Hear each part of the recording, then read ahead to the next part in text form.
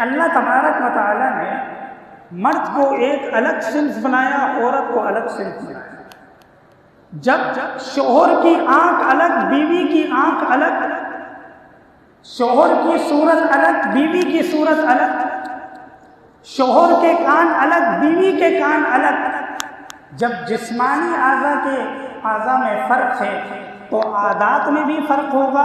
مزاج میں بھی فرق ہوگا، سوچ اور فکر میں بھی فرق ہوگا، جذبات میں بھی فرق ہوگا، رویے کے اندر بھی فرق ہوگا۔ اس فرق کے ہوتے ہوئے اللہ تبارک و تعالیٰ نے فطری ضرورت کا تعلق ایک دوسرے کے ساتھ پھر بھی جوڑ دیا۔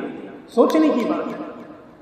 جب دونوں کی طبیعت ہی مختلف ہے، مزاج ہی مختلف ہے، صورت ہی مختلف ہے، ہر چیز مختلف ہے، پھر بھی اللہ تبارک و تعالیٰ فرما رہا ہے انہی میں سے تمہارے لیے جوڑا ہم نے منتخب کیا، اسی جوڑے کے ساتھ جڑ کر لتسکنوا الیہا، تمہیں ان سے سکون حاصل کرنا ہے۔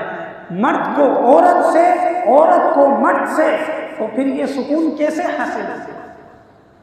یہ سکون حاصل ہوگا فطری تقاضوں کو ملحوظ رکھ کر، اور اس فطری تقاضے میں ایک تقاضا ہے مزاج شناسی،